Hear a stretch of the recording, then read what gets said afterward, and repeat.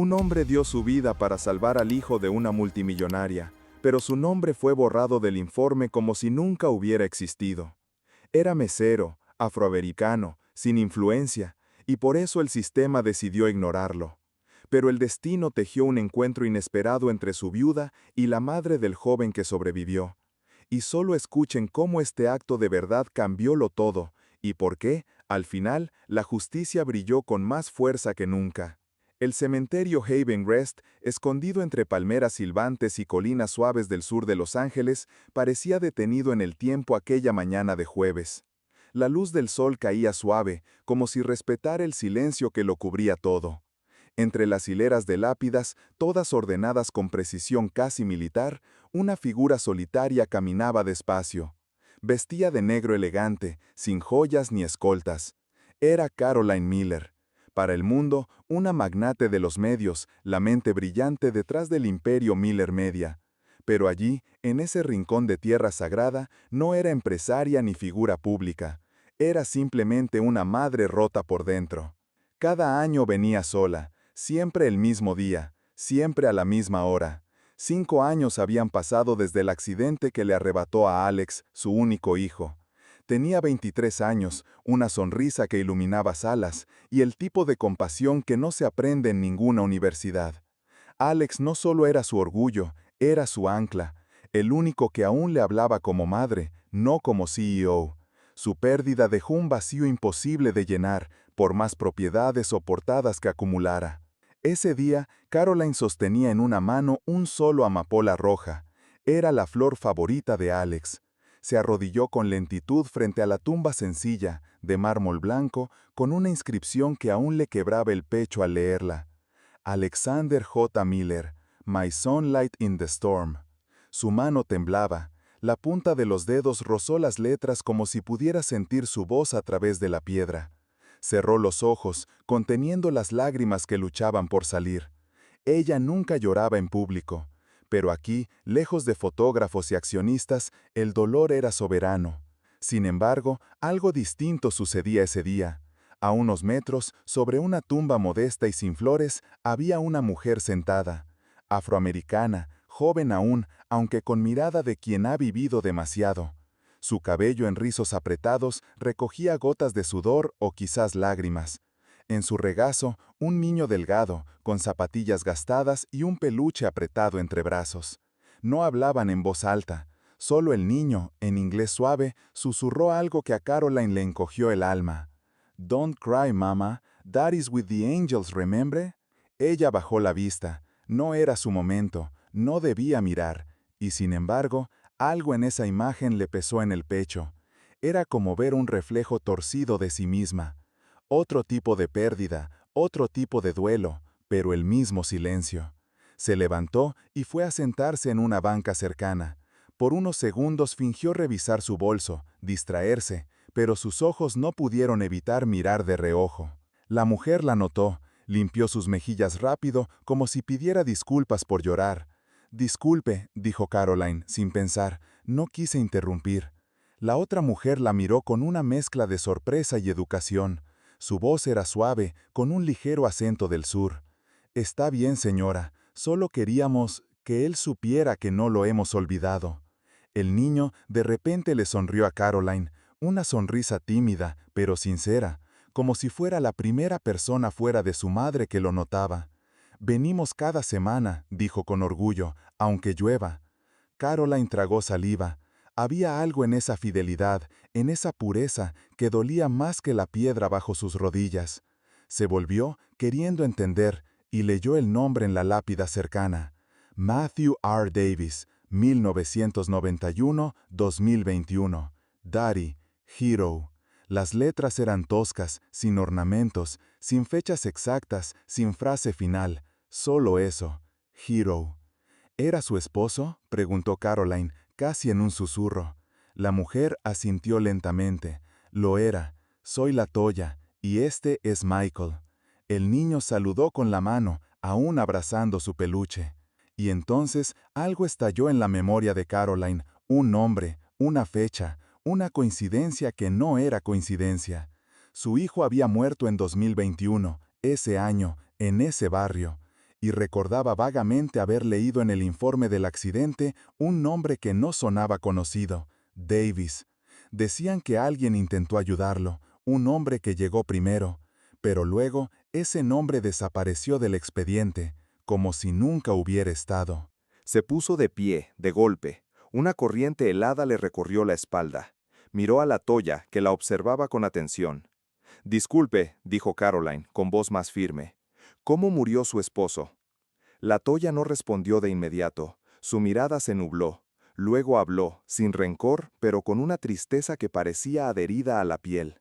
Murió tratando de salvar a alguien. Nadie lo supo. Era mesero. Gente como él no sale en los titulares. Aquella noche, Caroline volvió a su mansión en Brentwood con las manos temblorosas y el corazón latiendo fuera de ritmo. Las luces cálidas del recibidor, las paredes de mármol, el arte moderno, todo le parecía ahora irrelevante, incluso frío. Apenas dejó el bolso sobre la consola de entrada, llamó a Harry, su asistente personal desde hacía más de 10 años. Su voz sonó tensa, contenida. «Quiero el expediente completo del accidente de Alex, el original, sin ediciones, y lo quiero esta noche». Harry, sorprendido por el tono y la hora, no hizo preguntas. Sabía que cuando Caroline hablaba así, algo muy serio se había movido por dentro. 2 horas después, en su estudio, con una copa intacta de vino sobre el escritorio y un ventilador zumbando en la esquina, Caroline hojeaba los documentos con una lupa emocional que jamás había usado antes. Página tras página, leía la narrativa oficial. Velocidad excesiva, curva peligrosa, pérdida de control, colisión contra un poste de luz. El informe policial, los peritajes, los análisis, todo cuidadosamente ordenado. Todo demasiado limpio. Pero allí, en medio de un párrafo técnico, una línea le saltó a la vista.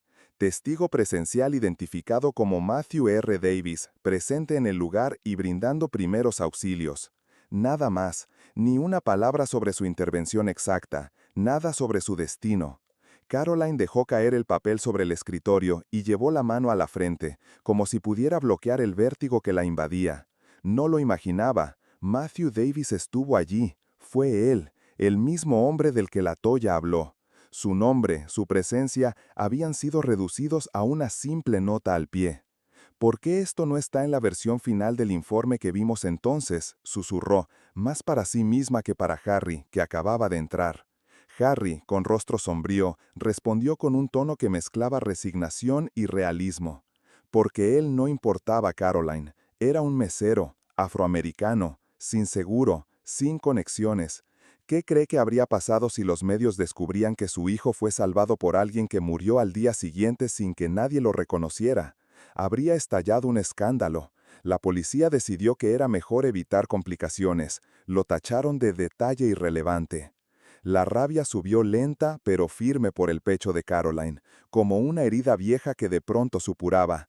No era solo el dolor de la pérdida, era el descubrimiento de que quizás había construido su duelo y su imagen pública de madre sufrida sobre una omisión que ahora le parecía inaceptable. ¿Cuánto de su ética empresarial se sostiene sobre silencios cómodos? ¿Cuántas veces había cerrado los ojos ante historias como esta? Al amanecer, sin maquillarse, sin avisar a nadie, volvió al cementerio. No era 1 de noviembre ni el aniversario de nadie, y sin embargo, la Toya estaba allí, sentada en la misma piedra, con los mismos hombros caídos. Esta vez sin su hijo.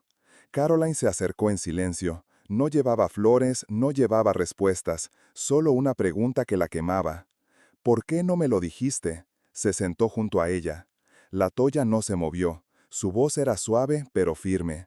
«Yo soy una viuda poderosa. Yo soy una viuda que lava platos en un restaurante. ¿Quién me iba a escuchar? ¿Quién me iba a creer?». Caroline cerró los ojos por un instante, como si necesitaba armarse de valor. «Pero fue tu esposo quien salvó a mi hijo. Le dio minutos que yo no sabía que había tenido. No puedo dejar esto así». La Toya lo miró, por primera vez de frente. Matthew lo sacó del coche, con las manos, con la ropa, con el alma. Yo lo vi cuando lo llevaron al hospital. Tenía el pecho cubierto de marcas, y aún así sonreía. Me dijo, «Lo saqué, lo logré». 24 horas después ya no respiraba.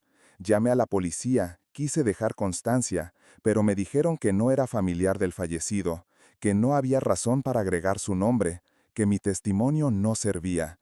Así que me rendí. Tenía un hijo pequeño, y elegí seguir adelante. El silencio que siguió fue denso, casi sagrado. Ninguna lloró de inmediato, pero los ojos de ambas brillaban como si compartieran el mismo río de memoria. Caroline se inclinó, susurrando con una certeza nueva. No voy a dejarlo así. 2 meses después, Estados Unidos despertó con una historia que no hablaba de escándalos ni política, sino de verdad y redención. El Caroline Miller Foundation anunció públicamente la entrega de una compensación millonaria a la familia de Matthew R. Davis, reconocido ahora como héroe nacional. La historia recorrió noticieros, redes y portadas. El hombre olvidado que dio su vida para salvar a otro finalmente tenía un nombre, una voz, un lugar en la memoria colectiva. En el cementerio Haven Rest, donde antes solo había una lápida sencilla, se erigió un nuevo monumento con letras doradas. He gave his life so another could live. Frente a él, Caroline tomó la palabra con una sinceridad que sorprendió al país entero. Dijo, «Viví creyendo que el poder venía del dinero. Hoy sé que la fuerza está en la verdad». Tomó la mano de Michael, vestido con uniforme nuevo. Ese día entraba a una prestigiosa escuela, becado por el fondo educativo creado en honor a su padre. El ciclo se cerraba, y nacía algo nuevo.